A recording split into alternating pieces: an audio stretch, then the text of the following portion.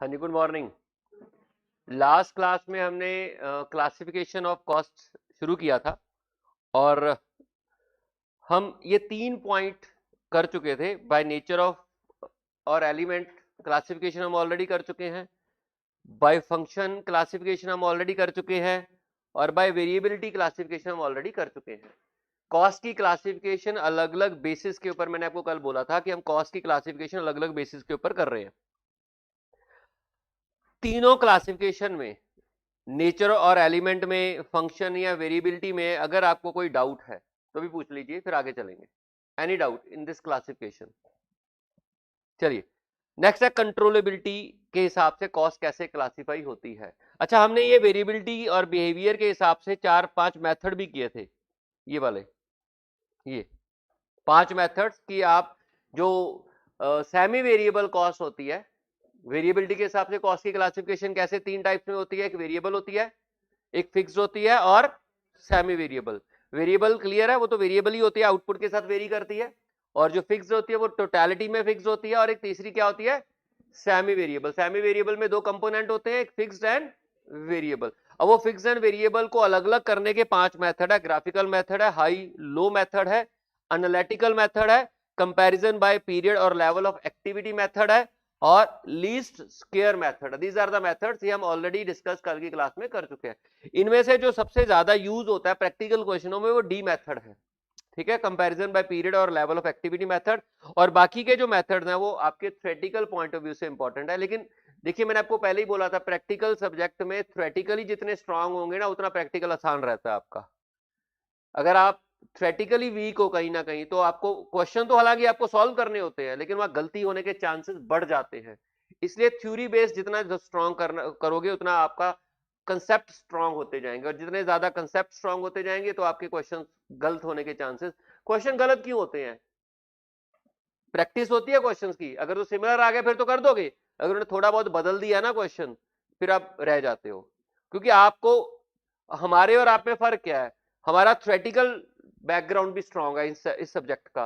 जब theoretical background strong होता है तो हम लोग, कोई नई चीज आ भी जाती है तो हमारे थ्योरेटिकल बैकग्राउंड से हम लोग आंसर ढूंढ लेते हैं उसका, कि हाँ इसका ये होना चाहिए। आपका नहीं होता, आपको क्वेश्चंस प्रैक्टिस होते हैं, तो उसमें थोड़ा सा फर्क रहता है। तो इसलिए थ्योरी भी इंपॉर्टेंट रहती है। पेपर पॉइंट ऑफ व्यू से थ्योरी बाद में देख लेना, लेकिन समझने के लिए अभी आपको पता होना चाहिए। तो कंपैरिजन वाला मेथड आपके क्वेश्चनों में यूज होगा, और लीस्ट स्क्वायर मेथड भी थ्योरेटिकली इंपॉर्टेंट है, क्वेश्चन आ सकता है इसके ऊपर। आगे चलते हैं, कंट्रोलेबिलिटी के हिसाब से कॉस्ट की क्लासिफिकेशन कैसे होती है। आपको क्या लगता है कि what does controllable cost means और what uncontrollable cost means? Controllable और अनकंट्रोलेबल में क्या अंतर है? एनीवन? आप बोलोगे जो कंट्रोलेबल वो जो कंट्रोल की जा सकती है, और अनकंट्रोलेबल वो। नाम से तो ही लगता है, बट ऐसा नहीं। देखिए, इन रियलिटी में कोई भी कॉस्ट अनकंट्रोलेबल नहीं है। ये कंट्रोलेबल की डिपेंड करता है कि आपकी पोजीशन क्या है, आपका दायरा क्या है। जो कॉस्ट आपके दायरे के अंदर कंट्रोलेबल है, मेरी पावर में कंट्रोलेबल है, वो कंट्रोलेबल है। और जो कॉस्ट मेरी पावर से बाहर है, मैं उसके रिगार्डिंग डिसीजन नहीं ले सकता, वो मेरे लिए अनकंट्रोलेबल कॉस्ट है। मैं एक कॉस्ट सेंटर का मैनेजर हूं। कॉस्ट सेंटर होते हैं, प्रॉफिट सेंटर होते हैं, रिस्पॉन्सिबिलिटी सेंटर होते हैं। कॉस्ट सेंटर क्या होते हैं? कॉस्टिंग में कॉस्ट सेंटर का मतलब होता है एक ऐसा सेंटर जिसका ऑब्जेक्ट कॉस्ट कंट्रोल करना है। कॉस्ट सेंटर का जो मैनेजर होता है वो रिस्पॉन्सिबल होता है टू कंट्रोल द कॉस्ट, वो कॉस्ट को कंट्रोल करना चाहता है। प्रॉफिट सेंटर मतलब, प्रॉफिट सेंटर वो सेंटर होते हैं जहां पर जो ऑब्जेक्टिव होता है, उसका जो मैनेजर होता है, उसका जो ऑब्जेक्टिव होता है प्रॉफिट को जनरेट करना होता है, कि कैसे प्रॉफिट को बढ़ाया जाए। रिस्पॉन्सिबिलिटी सेंटर्स वो सेंटर्स होते हैं जिसका काम दोनों है, कॉस्ट को भी कंट्रोल करना और प्रॉफिट को भी बढ़ाना, यानी कि दोनों तरफ काम करना पड़ता है। तो रिस्पॉन्सिबिलिटी सेंटर वो हो गया। अब जो कॉस्ट सेंटर है, या जो प्रॉफिट सेंटर है, या जो रिस्पॉन्सिबिलिटी सेंटर है, तीनों में, तीनों में जो मैनेजर होते हैं, उनके डिसीजन का एक दायरा होता है। वो पूरी ऑर्गेनाइजेशन के लिए डिसीजन नहीं ले सकते, वो अपने कॉस्ट सेंटर से रिलेटेड ही डिसीजन ले सकते हैं। अगर मैं कॉस्ट सेंटर का मैनेजर हूं तो मैं, मेरे पास बहुत ही स्पेसिफिक सी चीजें होंगी, मैं उनसे रिलेटेड डिसीजन ले सकता हूं। अगर मैं प्रॉफिट सेंटर का मैनेजर हूं तो मेरे पास बहुत सेम, मैं प्रॉफिट सेंटर से रिलेटेड जो चीजें होंगी उनसे रिगार्डिंग डिसीजन ले सकता हूं। और अगर मैं रिस्पॉन्सिबिलिटी सेंटर में दोनों ऑब्जेक्टिव होते हैं, कॉस्ट को कंट्रोल करना भी होता है और प्रॉफिट को कंट्रोल करना, प्रॉफिट को बढ़ाना भी होता है। तो वहां पे जो मेरे डिसीजंस होंगे ना वो उस दायरे में ही होंगे। तो जो कॉस्ट मेरे डिसीजंस के कारण बदल जाए वो कंट्रोलेबल है, और जो ना बदल सके, जो मेरे दायरे से ही बाहर है, वो अनकंट्रोलेबल होगी मेरे लिए। यानी कि ये पर्सन के ऊपर डिपेंड करता है, एज ए होल ऑर्गेनाइजेशन के ऊपर कंट्रोलेबल नॉन कंट्रोलेबल नहीं है। ऑर्गेनाइजेशन के लिए तो सारी कॉस्ट ही कंट्रोलेबल है, ऑर्गेनाइजेशन डिसाइड करेगी नहीं करना ये काम, कंट्रोल हो जाएगी। तो वही है controllable cost, cost that can be controlled typically by cost, profit और इन्वेस्टमेंट सेंटर मैनेजर। ठीक है, इनके मैनेजर द्वारा जो कंट्रोल की जा सकती है वो कंट्रोलेबल कॉस्ट है। Controllable cost incurred in a particular responsibility center can be influenced by action of the manager heading that responsibility center. For example, direct costs comprising direct labor, direct material, direct expenses and some of the overheads are generally controlled by shop or floor supervisor or a factory manager. तो आसानी से अपने decision से in cost को वो control कर सकते हैं, बदल सकते हैं। क्लियर। और uncontrollable cost, cost which can not be influenced by the, देखो ये नहीं है, उन्होंने ये नहीं बोला कि अनकंट्रोलेबल कॉस्ट का मतलब इसे कंट्रोल नहीं कर सकते, ऐसा नहीं बोला उन्होंने क्या बोला, cost which can not be influenced by action of specified member of undertaking. उस मेंबर के पोजीशन में वो उसके आउट ऑफ कंट्रोल है। उन्होंने ये नहीं बोला कि ऑर्गेनाइजेशन के आउट ऑफ कंट्रोल है, उन्होंने बोला कि उस स्पेसिफिक मेंबर की रीच में नहीं है। Specific member of an undertaking are known as uncontrollable cost. For example, expenditure से, अब ध्यान देना यहाँ पर, expenditure incurred by say the tool room is controlled by foreman in charge. tool room कौन करता है कंट्रोल, कौन करता है टूल रूम, फोरमैन। उन्होंने बोला हुआ फोरमैन कंट्रोल करता है, तो टूल रूम के जितने भी खर्चे हैं उसकी रिस्पॉन्सिबिलिटी किसकी है, फोरमैन की है। अब ये आपको मालूम है, ये आपने कॉस्टिंग थोड़ी बहुत पढ़ी हुई है, याद भी होगी आपको, मालूम अगर ये टूल रूम है तो ये सर्विस प्रोवाइड कर रहा है फैक्ट्री को, ये आपका टूल रूम हो गया, ये फैक्ट्री होगी, कस्टमर इसके लिए पे करता है, इसके खर्चे पोर्शन होते हैं। आपको मालूम है टूल रूम के खर्चे अपोर्शन किए जाते हैं फैक्ट्री में। ओवरहेड में यही तो पढ़ा था ना, ओवरहेड का चैप्टर आपने पढ़ा हुआ होगा, ठीक है, जब आपने तैयारी की होगी तो ओवरहेड का चैप्टर पढ़ा हुआ। ओवरहेड में क्या होता है कि आप अपोर्शन करते हो, कि आप या एक्टिविटी बेस्ड कॉस्टिंग से या अब्जॉर्प्शन कॉस्टिंग है। आपको मालूम है ना ओवरहेड्स को बांटने के दो तरीके हैं। आप ओवरहेड्स को कैसे बांटोगे, कॉस्ट का पार्ट कैसे बनाओगे, या तो अब्जॉर्प्शन कॉस्टिंग का इस्तेमाल करोगे या एबीसी का एक्टिविटी बेस्ड कॉस्टिंग का इस्तेमाल करके, या ओवरहेड को खर्चा कॉस्ट का पार्ट बनाओगे। तो टूल रूम के खर्चे बांट दिए गए। अब फैक्ट्री का जो फॉरमैन लगा लो या सुपरवाइजर लगा लो, क्या वो टूल रूम के खर्चे कंट्रोल कर सकता है? जो टूल रूम के खर्चे अपोर्शन कर दिए गए फैक्ट्री के ऊपर या मशीन के ऊपर डाल दिए गए, तो वो तो उसको बियर करने पड़ेंगे ना, ठीक है। तो उस केस में उस फैक्ट्री का जो सुपरवाइजर होगा या मशीन का जो सुपरवाइजर होगा, उसके लिए टूल रूम के खर्चे अनकंट्रोलेबल है, उसे कंट्रोल नहीं कर सकता, क्योंकि उसके बस में नहीं है, उसके ऊपर तो लाद दिए गए, डाल दिए गए, उसे आप कंट्रोल नहीं कर सकते। क्लियर। तो वही लिखा हुआ देखो, for example expenditure incurred by tool room is controlled by foreman in charge of that section, but the share of tool room expenditure which is apportioned to the machine shop में charge कर दिए गए is not controlled by machine shop foreman, उसके बस की बात नहीं है। क्लियर।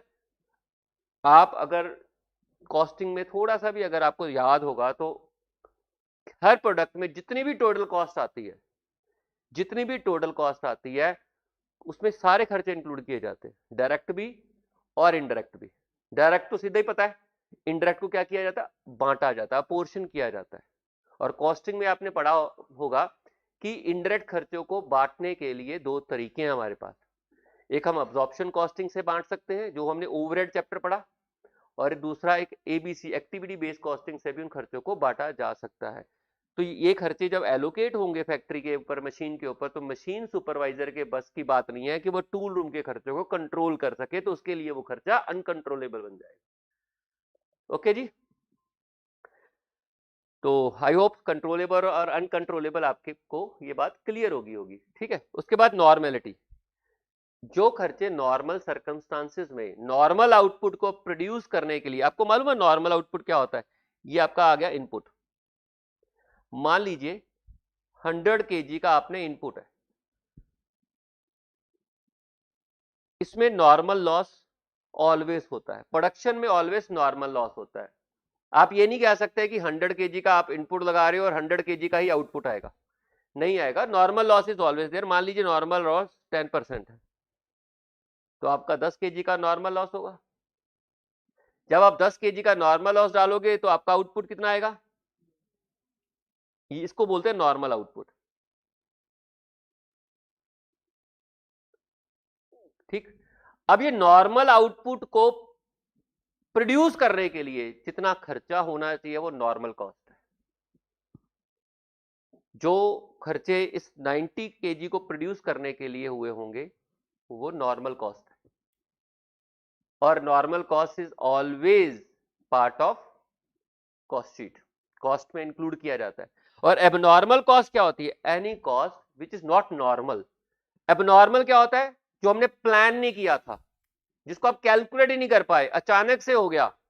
अगर ऐसा कोई खर्चा होता है जो अचानक से हो जाता है, जिसको मान लो कोई कहीं आग लग गई या कोई चीजें खराब होगी, अब वो खर्चा कस्टमर बियर नहीं करता, कस्टमर हमेशा नॉर्मल कॉस्ट बियर करता है। अगर कोई एबनॉर्मेलिटी आती है प्रोडक्शन के दौरान तो एबनॉर्मल कॉस्ट कस्टमर बियर नहीं करता, वो एबनॉर्मल कॉस्ट हम कॉस्टिंग प्रॉफिट एंड लॉस में चार्ज कर देते हैं। क्लियर? जो नॉर्मल आउटपुट है उसको प्रोड्यूस करने का जो खर्चा है वो नॉर्मल कॉस्ट हो गया, और जो एबनॉर्मल है, जो नॉर्मल नहीं है, उसको जो उसका जो ऊपर खर्चा है वो आपकी एबनॉर्मल कॉस्ट है, और एबनॉर्मल कॉस्ट कॉस्टिंग पीरियड में जाती है। क्लियर? तो नॉर्मल कॉस्ट क्या है, it is cost which is normally incurred, at a given level of output under the condition in which that level of output is normally attained। जो normal level पे output attend होता है उसको बनाने का जो खर्चा आएगा वो नॉर्मल कॉस्ट है। Abnormal cost, it is cost which is not normal, जो नॉर्मल नहीं है वो एबनॉर्मल होगी। और एबनॉर्मल कॉस्ट उन्होंने बोला है it is charge to costing profit and loss. Normal cost cost sheet का पार्ट बनती है, कस्टमर बियर करता है, और एबनॉर्मल कॉस्ट मैन्युफैक्चरर बियर करता है, कॉस्टिंग पीरियड में जाती है। ओके, उसके बाद आते हैं डिसीजन मेकिंग के हिसाब से कॉस्ट कितनी टाइप की हो सकती है। देखिए ऑर्गेनाइजेशन में मैनेजमेंट को बहुत सारे डिसीजंस लेने पड़ते हैं, बहुत सारे डिसीजंस कि प्रोडक्शन करना है कि नहीं करना, प्रोडक्शन को कंटिन्यू, इवन फैक्ट्री को कंटिन्यू कर रहा है। अब देखो कोविड था, अब कोविड में कई लोगों ने बिजनेस को चलाया और कईयों ने उन्होंने टेम्परेरी तौर पे शट डाउन कर दी। कईयों ने ऐसा किया कि यार डिमांड तो है नहीं तो टेम्परेरी बंद कर दो, और कईयों को लगा कि नहीं चलाना चाहिए। तो मतलब ये कि डिसीजन मेकिंग, प्रोडक्ट को कंटिन्यू करना है, नया प्रोडक्ट को लेके आना है कि नहीं लेके आना, मशीन को चलाना है कि नहीं चलाना, फैक्ट्री को टेम्परेरी बंद करना है कि नहीं बंद करना, ठीक है। ये सारे डिसीजंस लेने के लिए कॉस्ट कैसे क्लासिफाई होती है, कौन कौन सी कॉस्ट ये डिसीजन लेने में मदद करती है, तो इसलिए classification cost use in managerial decision making, जो डिसीजन मेकिंग लेते समय हमें ध्यान में रखनी होगी। तो जो जो आपको ज्यादा फेमिलियर है वो मैं पहले पढ़ा देता हूं, नीचे से शुरू करते हैं। सबसे पहले आती है इम्प्लिसिट कॉस्ट, ठीक है। इम्प्लिसिट कॉस्ट समझते हो क्या होता है? Implicit cost, what does implicit cost means? हाँ, अपने फैक्टर्स की कॉस्ट, अपने फैक्टर्स की कॉस्ट, आपके खुद के जो फैक्टर्स हो गए, सपोज करो ये जो रूम है ये हमारा खुद का है और हम इसके लिए रेंट नहीं पे करते, तो इसकी जो कॉस्ट है वो इम्प्लिसिट कॉस्ट है। मैं इस ऑर्गेनाइजेशन में सर्विस प्रोवाइड कर रहा हूं लेकिन मैं पैसे नहीं चार्ज कर रहा, क्योंकि I am the owner of this organisation, और अगर मैं इसके लिए चार्ज नहीं कर रहा, मैं सर्विस दे रहा हूं लेकिन चार्ज नहीं कर रहा, तो मेरी जो कॉस्ट होगी वो इम्प्लिसिट कॉस्ट होगी। आप बिजनेस खड़ा करते हो अपना, उसमें आप सर्विस प्रोवाइड कर रहे हो लेकिन उसके लिए आप सैलरी नहीं ले रहे, तो इम्प्लिसिट कॉस्ट है। इम्प्लिसिट कॉस्ट अकाउंटिंग पर्पस के लिए इंपॉर्टेंट नहीं होती है। अकाउंटिंग पर्पस में क्या होता है, अकाउंटिंग में क्या होता है कि वही खर्चा रिकॉर्ड होता है जिसके लिए आप पेमेंट कर रहे होते हो, और जिसके लिए आप पेमेंट ना करो वो रिकॉर्ड ही नहीं होता। लेकिन डिसीजन मेकिंग लेते समय आपको हर खर्चा कंसीडर करना पड़ता है। सपोज करो अगर मेरे को डिसीजन लेना है, फॉर एग्जांपल सेल आ रही है किसी प्रोडक्ट की, मैं एस्टिमेट कर रहा हूं, एस्टिमेटेड सेल होगी उसकी 10 लाख की, उसमें आउट ऑफ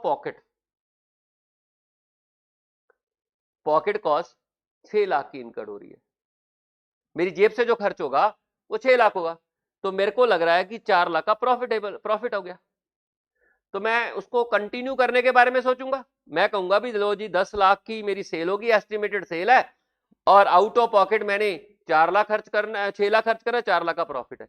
बट अगर मैं इम्प्लीसिट कॉस्ट को कंसीडर करूं, तो मैं जितना टाइम खुद उस प्रोडक्ट में डिवोट कर रहा हूं उसकी वैल्यू 5 लाख है। अगर मैं उतना टाइम किसी और चीज में डिवोट करूं, implicit cost basically opportunity cost होती है। अगर मैं अपनी कॉस्ट निकालना चाहूं ना, मेरी इम्प्लीसिट कॉस्ट क्या है, तो मैं ये देखूंगा कि मैं यहां की जगह कहीं और काम कर रहा होता तो मुझे क्या मिलता, तो वो इम्प्लीसिट कॉस्ट होती है। इम्प्लीसिट कॉस्ट मेरी खुद के फैक्टर की कॉस्ट है, बट इसकी वैल्यू निकालने के लिए मुझे अपॉर्चुनिटी कॉस्ट देखनी पड़ती है कि मैं इस बिजनेस में काम कर रहा हूं, और अगर मैं इस बिजनेस में ना काम कर रहा होता, तो मैं कहीं और कर रहा होता है, किसी और एक्टिविटी में काम कर रहा होता, तो उसकी वैल्यू क्या थी, वो मेरी इंप्लीसिट कॉस्ट की वैल्यू होगी। तो ऐसे केस में मुझे 1 लाख का नुकसान हो गया। तो मुझे, अगर मैं इंप्लीसिट कॉस्ट को कंसीडर करता हूं तो लॉस आ रहा है, और अगर मैं इंप्लीसिट कॉस्ट को कंसीडर नहीं कर रहा तो मुझे प्रॉफिट आ रहा है। तो क्या मुझे डिसीजन मेकिंग में इंप्लीसिट कॉस्ट को कंसीडर करना चाहिए? बिल्कुल करना चाहिए, क्योंकि वो आपको मदद करेगी डिसाइड करने में। ठीक है, ये आपके खुद के फैक्टर्स की कॉस्ट है। डिसीजन लेते समय आपने इंप्लीसिट कॉस्ट को कंसीडर करना है। आई होप आपको ये बात क्लियर होगी। इंप्लीसिट कॉस्ट की वैल्यू निकालने के लिए आपको अपॉर्चुनिटी कॉस्ट का सहारा लेना पड़ता है। ओके, तो इंप्लीसिट कॉस्ट समझ आई। अकाउंटिंग में इंप्लीसिट कॉस्ट की कोई रेलेवेंस नहीं है।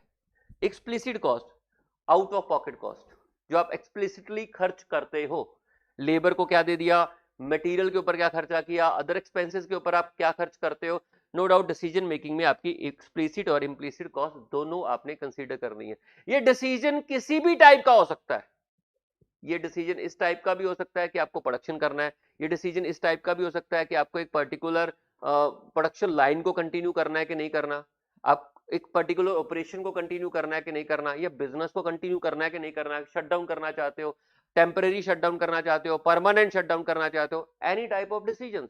कई बार हमारे पास ऑल्टरनेटिव्स होते हैं, कई बार हमारे पास ऑल्टरनेटिव होते हैं, तो उन ऑल्टरनेटिव में से बेस्ट ऑल्टरनेटिव चुनने के लिए कई बार हम लोग डिसीजन लेते हैं। तो कोई भी टाइप का मैनेजमेंट ने डिसीजन लेना हो तो वहां पर ये कॉस्ट काम आती है। वहां पर डायरेक्ट मटेरियल, डायरेक्ट लेबर की क्लासिफिकेशन काम नहीं करेगी, वहां इम्प्लिसिट एक्सप्लिसिट काम करेगी। इम्प्लिसिट में वो सारे के सारे मटेरियल, अगर मान लो आपका खुद का मटेरियल होगा तो वो भी इम्प्लिसिट में शामिल हो जाएगा, खुद की लेबर है तो वो भी। कई कई परिवार, कई छोटे बिजनेसमैन ऐसे होते हैं जो अपने परिवार को एंगेज करते हैं बिजनेस में, पूरा का पूरा परिवार लगा हुआ होता है और वो प्रॉफिट निकाल रहे होते हैं without considering their family cost. वो अपनी फैमिली कॉस्ट कंसिडर ही नहीं कर रहे होते, वो खुद लगे होते हैं, उनके हस्बैंड वाइफ भी लगे होते हैं, उनके बच्चे भी लगे होते हैं, उनके पेरेंट भी बिजनेस में काम कर रहे होते हैं, लेकिन उनको सैलरियां नहीं दे रहे होते, और फिर वो प्रॉफिट निकालते हैं, उनको लगता है कि वो प्रॉफिट कमा रहे हैं, लेकिन अगर वो अपनी पूरी फैमिली की सबकी सैलरीज कंसीडर करें, हो सकता है उनको घाटे का सौदा हो सकता है उनके डिसीजन गलत हो रहे हो, क्योंकि उन्होंने तो सिर्फ एक्सप्लिसिट कॉस्ट को कंसीडर करके प्रॉफिट निकाला। जैसे मैंने यहाँ पर प्रॉफिट निकाल लिया 4 लाख का, सिर्फ बाहर वालों को जो पे कर किया उसको देखिए, लेकिन जो आपके घर की कॉस्ट है, ठीक है, आपने ऑफिस अपना घर में ही कमरा, अपने बेडरूम में कमरा बना रखा है, ऑफिस बना रखा है, उसका आप रेंट नहीं किसी को पे करते, लेकिन अगर आप उसको कंसीडर करो तो हो सकता है आप घाटे का काम कर रहे हो। ठीक है, सारा दिन आप वहीं पे बैठ के, आपकी फैमिली भी उसमें इन्वॉल्व होती है, तो हो सकता है कि अगर आप उसको कंसीडर करो तो आप घाटे का बिजनेस कर रहे हो, तो इसलिए हम वो खर्चे कंसीडर नहीं करते। नेक्स्ट, तो इम्प्लिसिट एक्सप्लिसिट क्लियर होगी। उसके बाद आती है एक और, संक कॉस्ट।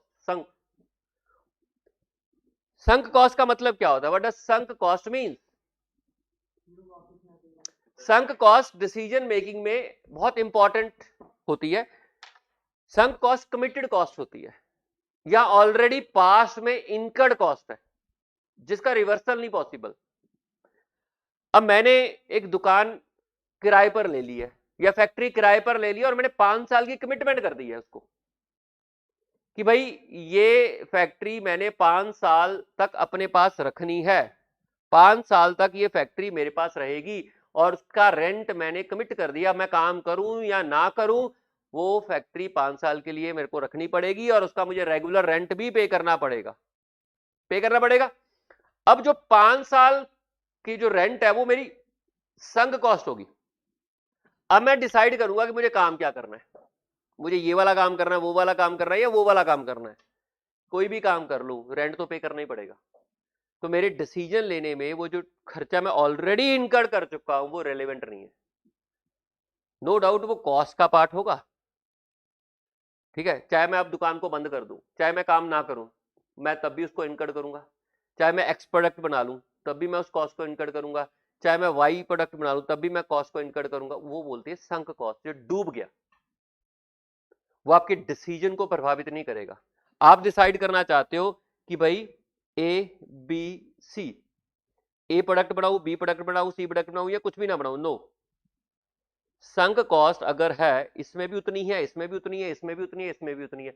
जो खर्चा संक है वो ना तो ए का डिसीजन लेते समय आपको कंसीडर करना है, ना तो बी का डिसीजन लेते समय आपको कंसीडर करना है, ना सी का डिसीजन लेते समय आपको कंसीडर करना है, और ना ही अगर आप ये सोचते हो कि मैंने काम ही नहीं करना तब भी कंसीडर नहीं करना, क्योंकि ये खर्चे तो हर केस में पड़ेंगे आपको, ठीक है।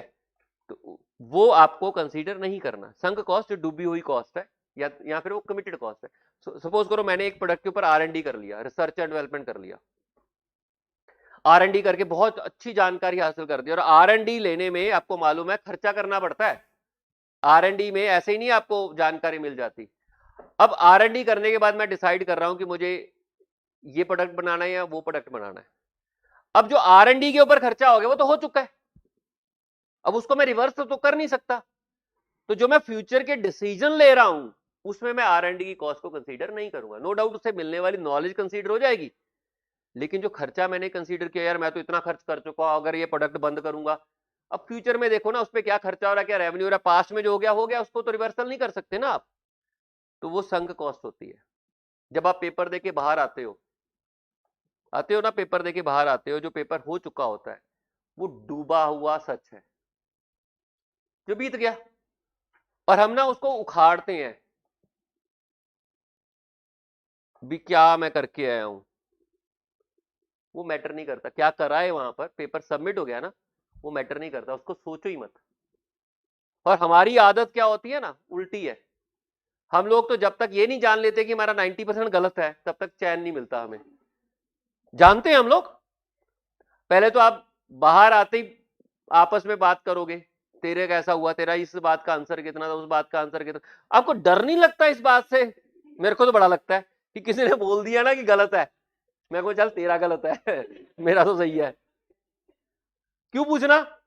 मतलब अपने आप को गलत मानने के लिए बड़े तत्पर रहते हो कि हाँ कोई हमें कहते गलत है तेरा, वहां नहीं, और फिर वो उसके बाद फिर टीचर को फोन कर दोगे पेपर भेज के। इसलिए मैंने व्हाट्सएप भी बंद कर रखा है, मेरे को कोई आता ही नहीं है, नहीं तो भेज के बताओ इसका आंसर क्या है, वहां से जस्टिफिकेशन, फिर किताब खोल लेंगे जाके, अगले दिन अगला पेपर है, वो पुराना देख रहे हो कि मैं पेपर में क्या करके आया।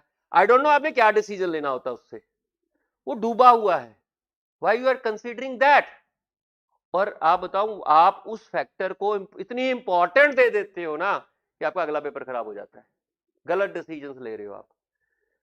पेपर सबमिट हो गया, आपने 100 का 100 किया है और बिल्कुल सही किया है, बाहर आके अगले पेपर की तैयारी करो, क्योंकि अगले पेपर में उसने कोई कंट्रीब्यूशन नहीं करना। 40 तो आ ही जाते हैं, 40 आ जाते होते हैं, ठीक है। तो इंसान पेपर छोड़ के भी आ जाए ना तब भी वो अगले पेपर की तैयारी उसी तरीके से करे कि उसका बहुत अच्छा हुआ है, रिजल्ट जब आएगा देखेंगे। तो आप जब उस डूबे हुए सच को इंपॉर्टेंस दे देते हो ना तो अगले पेपर खराब हो जाते हैं, तो वो संक कॉस्ट है, डूबी हुई। डोंट डिस्कस, सही तो हो नहीं सकता ना जब रिजल्ट आएगा। कई बार बहुत अच्छा हुआ होता है, आपने 4 लोगों से पूछ लिया, बड़ा सब आप जैसे हैं, सबके सही हैं, ये भी सही, उसने भी, सबने सही, सब एक जैसे भाई बहन सेम जैसे हो, तो मतलब सेम जैसा गलत करके आओ लेकिन सेम जैसे गलतियां की हैं, तो 4 लोगों की मैच करके आप खुश हो जाते हो कि सही हो गया। चारों का गलत होता है, वो तो रिजल्ट बताएगा ना गलत है। तो आपके सोचने से कोई फर्क नहीं पड़ने वाला, आपके पूछने से कोई फर्क नहीं पड़ने वाला। तो कोई 10 मिनट अपने दोस्तों से मिल रहे हो, कोई ढंग की बात कर लो, हंसने उसने की बात कर लो, लाइट बात करो जिससे पेपर का स्ट्रेस निकले। आपने तो और लेके आना होता है। अक्षय से मिल लिया करो, ये खुश कर देगा, है ना। मतलब नहीं टेंशन लेनी चाहिए, वो संक कॉस्ट है, वो डिसीजन में कंसीडर नहीं होनी चाहिए। आई होप ये हो गया। Historical cost incurred in the past are sunk cost, they play no role in decision making in current period. For example, in case of decision relating to replacement of machine, आपने machine खरीदनी है, नई machine खरीदनी है, तो कहता है written down value of the existing machine is sunk cost therefore not consider. तो उसमें पुरानी मशीन की जो WDV है वो कंसीडर आप नहीं करते हो। नई मशीन कितने की मिलेगी या उसका बेनिफिट आपको क्या मिलेगा, उसमें जो प्रोडक्शन कॉस्ट क्या होगी, उसमें लेबर कॉस्ट क्या पड़ेगी, that is a important thing. जो पुरानी कॉस्ट में, पुरानी मशीन में क्या हो रहा था वो मैटर नहीं करता। ठीक है जी। उसके बाद संक के बाद आती है shut down cost. Shut down cost, अगर आप बिजनेस को टेम्परेरी रूप में शट डाउन करते हो, टेम्परेरी रूप में बिजनेस को बंद कर देते हो, तो उसमें आपकी जेब से क्या जाएगा टेम्परेरी रूप में। तो कुछ खर्चे ऐसे होते हैं, अगर आप बिजनेस को डिसकंटिन्यू भी कर देते हो ना शॉर्ट पीरियड में, तब भी आपको इनकर करने पड़ते हैं। जैसे परमानेंट स्टाफ की सैलरी, जैसे फैक्ट्री का रेंट आपको पे करना पड़ेगा, इंश्योरेंस कॉस्ट आपको पे करनी पड़ेगी, इलेक्ट्रिसिटी का जो मिनिमम बिल है वो आपको पे करना पड़ेगा। तो वो खर्चे ऐसे हैं जो आपको इन एनी केस पे करने ही पड़ेंगे, शटडाउन कॉस्ट। अब बोलोगे सर शटडाउन कॉस्ट कैसे डिसीजन को प्रभावित करती है। सपोज करो मैं बिजनेस को कंटिन्यू चला रहा हूं, मुझे घाटा हो रहा है, ठीक है। सपोज करो मैं मेरे को अगर बिजनेस को रन कर रहा हूं और इधर शटडाउन, अगर मेरे को लॉस हो रहा है, 6 लाख का लॉस हो रहा है, ठीक है, सारे खर्चे कंसीडर करके अगर मैं बिजनेस को चला रहा हूं तो 6 लाख का हो रहा है, और अगर मैं शट डाउन कर देता हूं तो मुझे 9 लाख की शटडाउन कॉस्ट इनकर करनी पड़ेगी। अगर मैं बिजनेस को बंद करता हूं तो मुझे शटडाउन कॉस्ट 9 लाख की तो भरनी ही पड़ेगी, और अगर मैं कंटिन्यू कर रहा हूं तो मुझे लॉस हो रहा है 6 लाख का। तो बताइए आपको बिजनेस कंटिन्यू करना चाहिए कि नहीं करना चाहिए। ऑफकोर्स करना चाहिए ना, 3 लाख का बेनिफिट हो रहा है। अगर आप बिजनेस को बंद करते हो तो आपके शटडाउन कॉस्ट 9 लाख भरनी पड़ेगी आपको क्योंकि परमानेंट स्टाफ की सैलरी तो देनी पड़ेगी आपको। आप उनको परमानेंटली थोड़ा ना निकाल रहे हो, शटडाउन का मतलब होता है टेम्परेरी रूप में आप बिजनेस बंद कर रहे हो। आपको फैक्ट्री का रेंट पे करना पड़ेगा, फैक्ट्री छोड़ थोड़ा ना रहे हो। आपको इंश्योरेंस कॉस्ट, लाइसेंस कॉस्ट, जो लाइसेंस अगर आपने लिया वो तो पे करनी पड़ेगी। वो कुल मिला के 9 लाख है। लेकिन आप बिजनेस को चला रहे हो तो आपको घाटा 6 लाख का पड़ रहा है। तो ऐसे केस में बिजनेस को चलाना चाहिए। ये 6 लाख, ये 9 लाख को कंसीडर करके आई हुई है, क्योंकि चला रहे हो तब भी कॉस्ट, ये कॉस्ट तो आपको दोनों केसेस में बियर करनी पड़ेगी ना। अगर आप चला रहे हो तब भी ये खर्चा बियर करने के बाद आपको 6 लाख का लॉस आ रहा है, आपका रेवेन्यू भी आ रहा है, अल्टीमेटली सारे खर्चे खुर्चे माइनस करके आपको 6 लाख का लॉस आ रहा है, आपको लगता है घाटा है। बंद करने से पहले शटडाउन कॉस्ट कंपेयर कर लो। अगर शटडाउन कॉस्ट आपके लॉस से ज्यादा है तो आपको लॉस के बावजूद को बिजनेस को कंटिन्यू कर लेना चाहिए। तो this is how it helps you to take decision, shutdown cost. ठीक है। उसके बाद आउट ऑफ पॉकेट कॉस्ट में आपको ऑलरेडी बता चुका हूं, जो जेब से खर्च हुआ, बेसिकली एक्सप्लिसिट कॉस्ट है ये। जो खर्चा आपकी जेब से खर्च हुआ वो आपकी आउट ऑफ पॉकेट। उसके बाद आती है अपॉर्चुनिटी कॉस्ट। अपॉर्चुनिटी कॉस्ट भी डिसीजन लेते समय बहुत इंपॉर्टेंट होती है। अपॉर्चुनिटी कॉस्ट होती है कि जो आप काम कर रहे हो, तो आपने कोई ना कोई काम छोड़ा होगा, उसको छोड़ के ये काम कर रहे होगे। आप कोई काम कर रहे हो तो हमारे पास ऑल्टरनेटिव्स होते हैं। वी आर इकोनॉमिक रिसोर्सेज, हम मानते हैं ना, हम सब इकोनॉमिक रिसोर्सेज है और हमारी कोई ना कोई ऑल्टरनेटिव है। अगर आप एक काम कर रहे हो तो हमारे पास दूसरा ऑल्टरनेटिव भी होता है। तो कोई ना कोई ऑल्टरनेटिव छोड़ के आप प्रेजेंट काम कर रहे होते हो। प्रेजेंट काम के ऊपर जो खर्चा हो रहा है वो तो हो ही रहा है, आपने जो ऑल्टरनेटिव छोड़ा है उसका गेन भी आपको चला गया। तो आप जो प्रेजेंट काम कर रहे हो वो किस काम को छोड़ के आए हो, उससे आपको क्या गेन होना था, वो आपकी प्रेजेंट कॉस्ट, अपॉर्चुनिटी कॉस्ट है।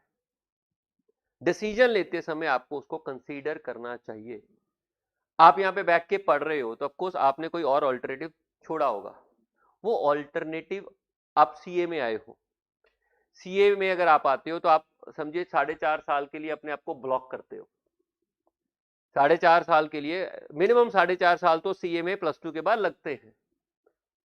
आपके पास ऑल्टरनेटिव थे कि आप बाहर जा सकते थे, आप कोई टेक्निकल और छोटी मोटी नॉलेज लेके बिजनेस कर सकते थे, तो उसमें से वो छोड़ के आप इस फील्ड में आए हो, तो वहां पर जो आपकी अर्निंग होनी थी वो इस फील्ड की आपकी कॉस्ट है। आप ये मत समझो कि सीए की फीस पे कर रहे हैं वही कॉस्ट है, वो नहीं। सीए की फीस पे कर रहे हो तो आउट ऑफ पॉकेट जा रहा है, जो चीज छोड़ी है उससे जो गेन मिलना था। ये 4 साल में हो सकता है अगर आप बिजनेस कर रहे होते, ये 4 साल में आप बिजनेस कर रहे होते तो आपको कुछ आमदन होती, वो आमदन भी आपने छोड़ के आप ये कर रहे हो, तो आपकी अपॉर्चुनिटी कॉस्ट है, ये आपको कंसीडर करनी पड़ेगी व्हाइल टेकिंग डिसीजंस। मान लीजिए आप जॉब कर रहे हो, कुछ लोग ऐसे होते हैं कि जॉब करने के बाद सीए फील्ड में घुसते हैं। अब वो जो जॉब करने के बाद सीए फील्ड में उनके दो नुकसान हो गए। एक तो वो जॉब छोड़ा, अगर वो कोचिंग ना ले रहे होते तो कोई जॉब कर रहे होते। अब वो जॉब में जो उनकी सैलरी मिल रही होती वो इस सीए करने की अपॉर्चुनिटी कॉस्ट है, और जो अभी पॉकेट से पे कर रहे हैं वो तो है ही है, तो उनकी कॉस्ट बढ़ जाती है। जो पे कर रहे हैं वो भी, और जो उन्होंने जॉब छोड़ी है उससे ऊपर जो खर्चा आता है वो भी। तो हर चीज की एक अपॉर्चुनिटी कॉस्ट होती है। आप हमेशा, हम लोग ना बेस्ट ऑल्टरनेटिव को चुनते हैं कि जो हमारा बेस्ट ऑल्टरनेटिव है, जो हमने डिसाइड किया वो अगर ना करते तो क्या और कर रहे होते, तो उसको अगर आप कंसीडर कर लोगे तो आपके ऊपर प्रेशर ज्यादा आ जाएगा और आप बेटर परफॉर्म करोगे। ऑलवेज कंसीडर अपॉर्चुनिटी कॉस्ट, क्योंकि हाँ, अगर आपके पास ऑप्शन ही नहीं है, अगर आपके पास ऑप्शन ही नहीं है तो आपकी अपॉर्चुनिटी कॉस्ट 0 है, लेकिन अगर आपके पास ऑप्शंस हैं तो आपकी अपॉर्चुनिटी कॉस्ट होगी, और उसको कंसीडर करके ही आपको ध्यान में उसको रखना पड़ेगा आपको। That is called opportunity cost. अगले ऑल्टरनेटिव की कॉस्ट, आई होप आपको ये बात क्लियर होगी। तो this cost refer to the value of sacrifice made और बेनिफिट और opportunity forgone in accepting an alternative course of action. आपने ये एक्सेप्ट किया और जो छोड़ा। देखिए, कोई भी काम करना सबके लिए बराबर वैल्यू नहीं कैरी करता। एक इंसान है जिसके ऊपर कोई प्रेशर नहीं है, जिसके ऊपर घर में भी बहुत अच्छा पैसा है, फाइनेंशियल हेल्प बहुत, फाइनेंशियल कोई प्रॉब्लम नहीं है, पेरेंट बहुत हेल्प करते हैं, घर में वेला है, तो उसके लिए सीए अलग चीज है। एक बंदा जो ऑलरेडी कोई काम कर रहा है वो छोड़ के सीए कर रहा है, उसके लिए सीए करने की कॉस्ट अलग है। एक और बंदा है जिसके पास ऑल्टरनेटिव है कि ये ना करके वो कर सकता हूं, तो वो जो छोड़ के आया है वो उसकी अपॉर्चुनिटी कॉस्ट को बढ़ा देगी, उसके ऊपर सीए करने की कॉस्ट अलग हो जाएगी। इसलिए लोग अपॉर्चुनिटी कॉस्ट को देखो, जो आपकी एक्सप्लिसिट कॉस्ट है वो तो सब हम बराबर पे कर रहे हैं। आप यहां पर बैठ के पेमेंट अगर कर रहे हो तो सबके लिए वो एक्सप्लिसिट कॉस्ट है, जेब से जा रही है, बराबर है। लेकिन हर बंदे ने अलग अलग चीज छोड़ी होती है, तो वो जो छोड़ के आए हो ना, वो अपॉर्चुनिटी कॉस्ट हर बंदे की अलग अलग होगी। अगर आप उसको कंसीडर करोगे ना तो आपकी सीए करने की टोटल कॉस्ट हर एक की बदल जाएगी, और जब बदलेगी तब पता चलेगा कि सीए करने के ऊपर क्या खर्चा आ रहा है, और फिर वो आपको प्रेशर क्रिएट करेगा और फिर आपकी परफॉर्मेंस में अंतर आएगा। क्लियर? चलिए, opportunity cost. For example, firm financing its expansion plan by withdrawing money from its bank deposit. तो उन्होंने बोला कि उनके पास बैंक में पैसे थे और वो पैसा उन्होंने विड्रॉ कर लिया, हालांकि वो अभी कोई इंटरेस्ट नहीं पे कर रहे हैं, उनका एफडी में पैसा था, उन्होंने वो पैसा विड्रॉ किया, विड्रॉ करके एक्सपेंशन की तरफ चले गए। तो वो अगर इंटरेस्ट में रूप में उनकी कोई कॉस्ट नहीं है, लेकिन उन्होंने जो एफडी के ऊपर इंटरेस्ट मिल रहा था वो फॉरगन हो गया, तो वो उसकी अपॉर्चुनिटी कॉस्ट है। उसको कम से कम उस एक्सपेंशन से वो कवर जरूर होना चाहिए।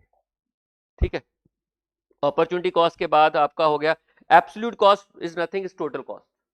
एब्सोल्यूट कॉस्ट में कॉस्ट शीट जब आप बनाते हो तो सारे खर्चे कंसीडर करने के बाद जो टोटल आता है वो आपकी क्या होगी, एब्सोल्यूट कॉस्ट हो जाएगी।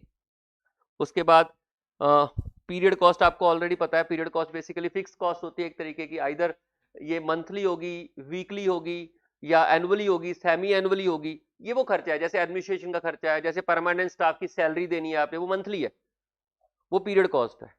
ये भी कंसीडर की जाती है कि मेरी पीरियोडिक कॉस्ट कितनी है, मैं प्रोडक्शन करूं या ना करूं, ये खर्चा तो बियर ही करना पड़ेगा, वो आपकी पीरियोडिक कॉस्ट है। उसके बाद डिस्क्रिशनरी कॉस्ट क्या होती है? डिस्क्रिशनरी कॉस्ट वो होती है जो मैनेजमेंट के डिसीजन पे डिपेंड करती है, जिसका आउटपुट से कोई लेना देना नहीं। अब हमारी मैनेजमेंट ने डिसाइड किया कि हम लोग एडवर्टाइजमेंट करेंगे, हमने, ये हमारी डिस्क्रिशनरी पावर है कि हम ये डिसाइड कर सकते हैं। हमने ये डिसाइड किया कि हम अपने स्टाफ को ट्रेनिंग देंगे। प्रेजेंटली ये आउटपुट की कॉस्ट नहीं है, लेकिन फ्यूचर में जरूर प्रभावित करेगी। एडमिनिस्ट्रेशन के ऊपर कितना खर्चा होना चाहिए, ये मैनेजमेंट का खुद का डिसीजन है। हमारा इंफ्रास्ट्रक्चर के ऊपर कितना खर्चा होना चाहिए, मैनेजमेंट का डिसीजन है। हम किस तरीके की एडवर्टीजमेंट करेंगे, क्या उसका फाइनल आउटपुट से कोई लेना देना है? क्या वो प्रोडक्ट कॉस्ट है? क्या वो जरूरी है? नहीं है, लेकिन हम करना चाहते हैं। उसका संबंध आउटपुट से, उसकी क्वालिटी से, उसकी सेल से प्रेजेंटली कोई नहीं है, लेकिन फिर भी हम करना चाहते हैं टू मेंटेन क्वालिटी। हम फ्यूचर में एडवर्टीजमेंट, आज एडवर्टीजमेंट करेंगे तो उसका रिजल्ट फ्यूचर में मिलेगा, इसलिए हम करना चाहते हैं। डिस्क्रिशनरी पावर की वजह से जो खर्चा हो रहा है ना, वो डिस्क्रिशनरी कॉस्ट है, इसका आउटपुट से कोई लेना देना नहीं है। ठीक है, तो such cost are not tied to clear cause and effect relationship between input and output. कोई क्लियर साथ के साथ रिजल्ट नहीं मिलता। अगर मैं आज अपने स्टाफ की ट्रेनिंग कराऊंगा तो क्या मुझे इसका साथ के साथ रिजल्ट मिलेगा? नहीं मिलने वाला। या आज ही मैं एडवर्टीजमेंट कर दूंगा और अगर मैं बोलूंगा कि आज ही मेरी सेल बढ़ जाए, क्लियर कट कोई कॉज एंड इफेक्ट नहीं आएगा। ठीक है, they usually arise from periodic decision regarding maximum outlay to be incurred, example including advertisement, public relation, executive training वगैरह वगैरह। फ्यूचर में हम इस चीज को कंसीडर करते हैं, इसका बेनिफिट सीधा सीधा कॉज एंड इफेक्ट नहीं है। उसके बाद है आपकी अपॉर्चुनिटी कॉस्ट होगी, आउट ऑफ पॉकेट होगी, प्रोडक्ट कॉस्ट, डायरेक्ट खर्चे, एक तरीके से जो प्रोडक्ट को बनाने में सीधा सीधा कॉज एंड इफेक्ट है, जो खर्चा, these are the cost which are associated with purchase and sale of goods, सीधा सीधा प्रोडक्ट के ऊपर खर्च हो रहे हैं। In case of merchandise inventory, in the production scenario, such costs are associated with acquisition and conversion of material and all other manufacturing inputs into finished product for sale. Hence, under marginal costing, इसको भी पढ़ने की जरूरत नहीं है, ये बाद में देखेंगे। हालांकि अगर आप पढ़ोगे तो आपको पता है मार्जिनल कॉस्टिंग में वेरिएबल कॉस्ट प्रोडक्ट कॉस्ट होती है और एब्जॉर्प्शन कॉस्टिंग में वेरिएबल भी होती है, और आपको मालूम है फिक्स कॉस्ट का कुछ पार्ट भी अपोर्शन होता है प्रोडक्ट में। ठीक है, तो वही लिखा हुआ है, तो इसको बाद में देखेंगे। तो प्रोडक्ट कॉस्ट जो फिनिश प्रोडक्ट बना उसके ऊपर जो इनकर्ड हुआ, जो पीरियड कॉस्ट नहीं है। अगर प्रोडक्ट बनाया तो इनकर्ड होगा, अगर प्रोडक्ट नहीं बनाया तो नहीं होगा। पीरियड कॉस्ट होती है, आउटपुट से कोई लेना देना नहीं है। समय बीत गया तो आपको वो खर्चा पे करना पड़ेगा। तो इसलिए प्रोडक्ट के रिगार्डिंग अगर आपने डिसीजन लेना होता है तो हम पीरियड को, प्रोडक्ट कॉस्ट को कंसीडर करते हैं, उसके सेलिंग प्राइस के साथ प्रोडक्ट कॉस्ट को कंपैरिजन में रखते हैं। इंप्यूटेड कॉस्ट आपको ऑलरेडी मालूम है, इंप्लिसिट कॉस्ट को इंप्यूटेड कॉस्ट बोलते हैं। कैपिटलाइज कॉस्ट वो खर्चा जो कैपिटलाइज हो जाएगा। What does capitalise means? जो एसेट्स में कैपिटलाइज हो जाएगा। ठीक है, उसके बाद आता है डिफरेंशियल कॉस्ट, नीचे वाले हो गए ना सारे, कोई रह तो नहीं गया। इंजीनियर कॉस्ट, ये वो ये एक तरीके से प्रोडक्ट कॉस्ट है। वो खर्चे जो इनपुट और आउटपुट के कॉज एंड इफेक्ट को प्रभावित करते हैं, कि कितना खर्चा होगा और उससे कितना आउटपुट मिलेगा, उससे रिलेटेड कोई खर्चा है तो वो ये है। आइए इधर देखते हैं डिफरेंशियल कॉस्ट। डिफरेंशियल कॉस्ट क्या होती है? डिफरेंशियल कॉस्ट है कि किसी, अगर आप मान लीजिए 60% लेवल ऑफ एक्टिविटी है, मान लीजिए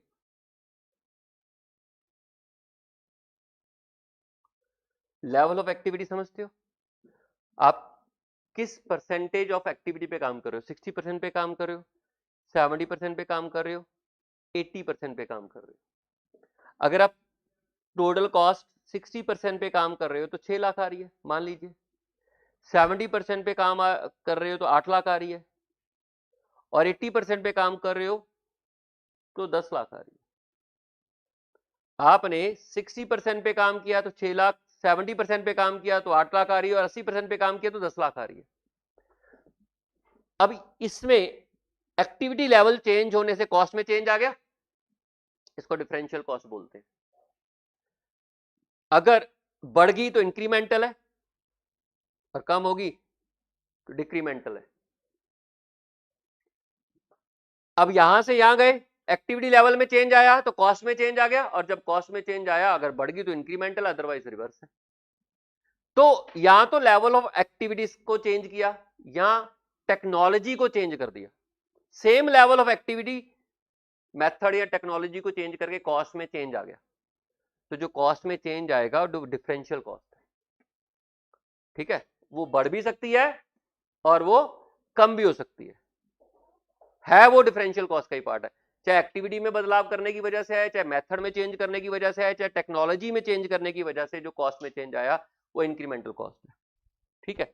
उसके बाद आते हैं नेक्स्ट, ये क्लियर है, ये दो तरीके की हो सकती है, बढ़ गई तो इंक्रीमेंटल है और कम होगी तो डिक्रीमेंटल है, क्लियर। अब बच गया pre determined cost, standard cost, marginal cost और एस्टिमेटेड कॉस्ट। सबसे पहले मार्जिनल कॉस्ट। मार्जिनल कॉस्ट एक एडिशनल चीज को बनाने के ऊपर जो एडिशनल खर्चा आ रहा है वो मार्जिनल कॉस्ट है।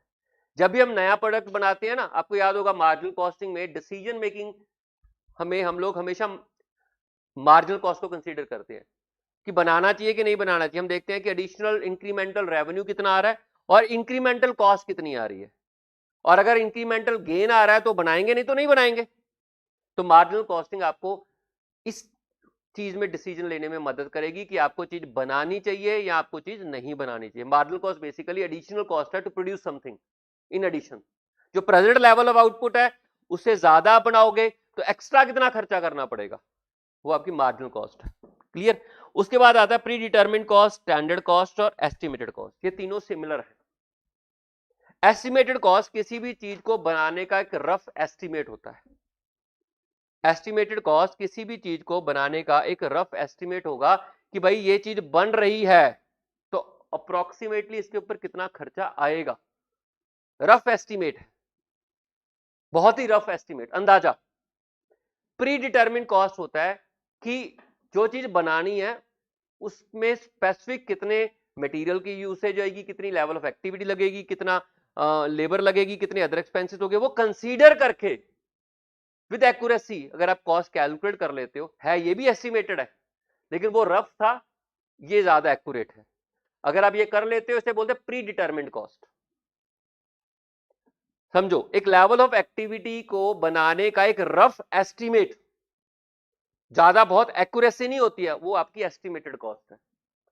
और अगर आप उसी लेवल ऑफ एक्टिविटी को बनाने के लिए बहुत थोड़ा ज्यादा स्पेसिफिक हो जाते हो कि कितना मटेरियल यूज हुआ या होने जा रहा है, कितनी लेबर आवर्स लगेंगे, उनकी पेमेंट्स क्या होंगी, कितने अदर एक्सपेंसेस होंगे, तो उनको कंसीडर करके जब कॉस्ट कैलकुलेट करोगे वो प्री डिटरमिन्ड कॉस्ट है। और स्टैंडर्ड कॉस्ट मतलब कितना होना चाहिए था खर्चा, considering the best level, best practice. Standard cost आपको मालूम है स्टैंडर्ड कॉस्ट का मतलब क्या होता है। स्टैंडर्ड कॉस्ट होती है कि बेस्ट प्रैक्टिसेस को कंसीडर करके, नॉर्मल वेस्टेज को कंसीडर करके क्या होना चाहिए था उस लेवल ऑफ एक्टिविटी को बनाने के लिए।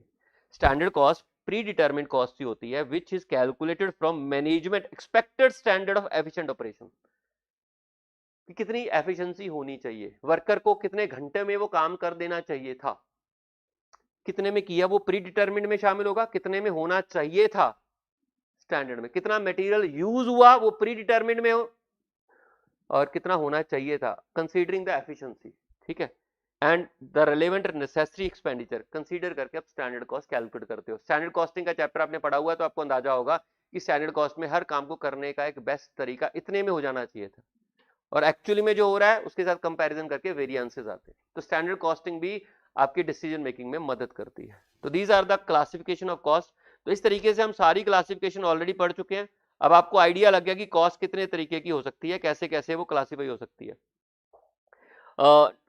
कंट्रोलेबिलिटी भी कर ली आज हमने, नॉर्मेलिटी भी कर ली, और मैनेजमेंट के डिसीजन के हिसाब से कॉस्ट कैसे क्लासिफाई होती है। तो ये दीज आर द क्लासिफिकेशंस, इसके अलावा और कोई क्लासिफिकेशन नहीं है।